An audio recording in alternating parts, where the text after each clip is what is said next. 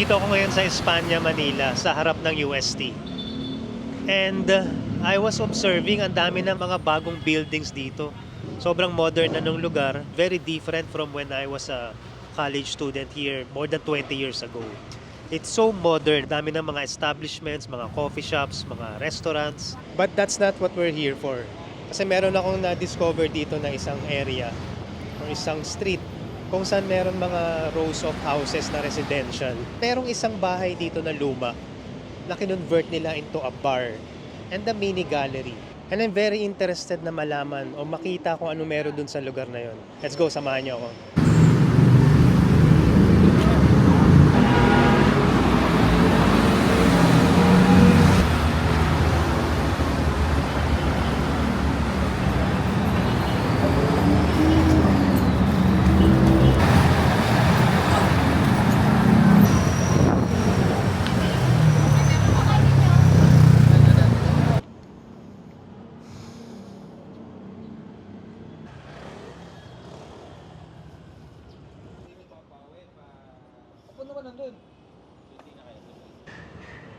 Yung matataas na buildings na yan, mga dorms yan. Diyan nakatira yung mga estudyante ng UST.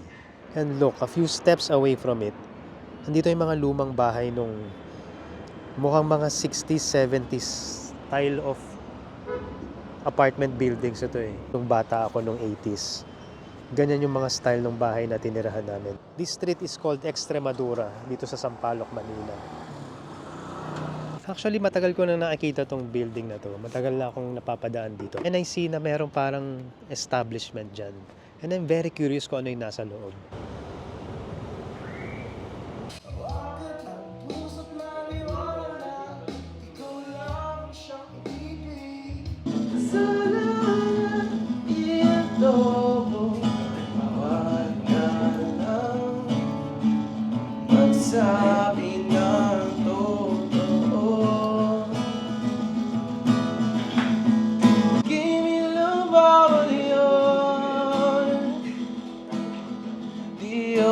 Masamang tao, pumapatay lang ako. Ayun yung ano ng landlord para sa kanila na yan. Tapos ito, dati may butas to eh. Dito yung daanan talaga. So ito, nakaharang yung mga partition yan. Kwarto-kwarto, ginagamit as bahay, ginagamit as karinderya.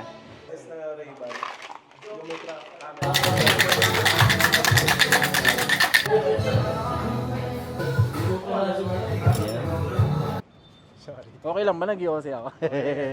Gusto rin sa talaga namin ng mga lugar na kailangan namin i-renovate or refurbish, ganyan. Kasi kami, mahilig kami magpa-partner sa repurpose materials. Mga ginamit naming materials sa loob. Mga repurpose lang, lalo sa upuan, mga lumang bakal. Tapos, yung una, talaga to, tol, parang karinderya lang siya. Ang daming kailangan renovate, paggawa namin, renovate namin, babalik namin sa maganda. Since naman kami, art gallery yung focus din namin. Bukod sa drinks, saka sa food, mas focus din kami sa sa pag-curate ng gallery. Ayan, we invite artists, yan. Kaya mas better sa amin yung medyo rustic yung yung itsura. Anong year tinayo itong building? Ito? Nasabi ba sa inyo may-ari?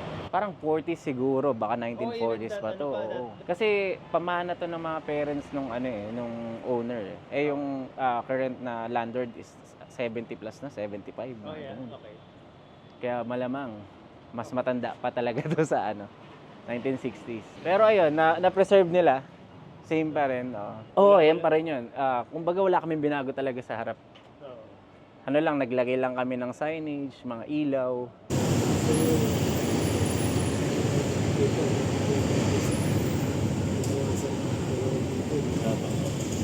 Ang Manny, anong taon po ito? Kasi pinag-uusapan namin yan. Sabi ko 1940s. Tama po ba 1940s?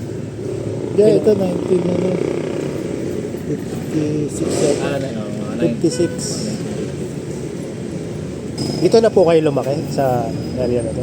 Dito na kayo nagkapamilya? renovate ko sana yung buong. Renovate namin. Eh, ito na nga. Kausap ko na yun.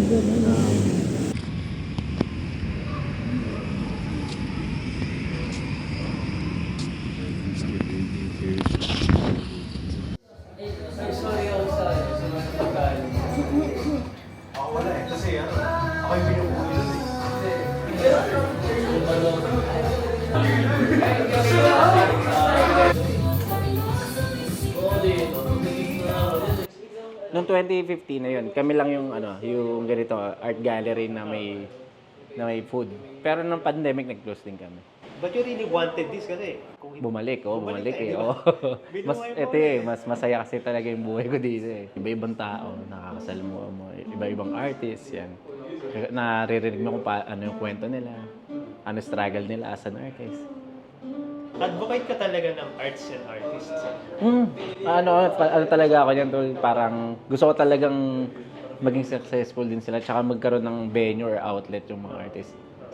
Uste, FEU, NU noon, yun, dami. Pero ngayon, more on FEU tsaka Uste ang nakakaalam. Ito, quarterly kami may event.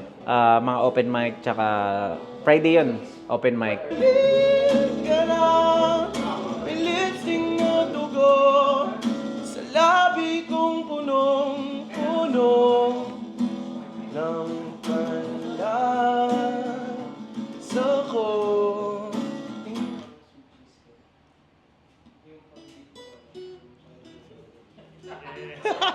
Nakakatuwang malaman na ang advocacy pala nitong Troika ay tumulong sa mga artists na gustong magkaroon ng venue para maipakita yung art nila. It's very interesting na meron pa palang use yung mga ganitong klase ng buildings and architecture dito sa atin sa Metro Manila. Yung iba ay na-abandon na, yung iba napapabayaan. But this kind of place, Troika, they chose to recycle an old building like this and turn it into a modern hub for artists. Magbabalik ang mga alaala. Magbabalik ang mga alaala sa bintana.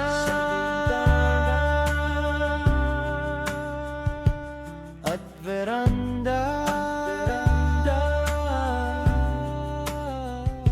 Sa lamesa.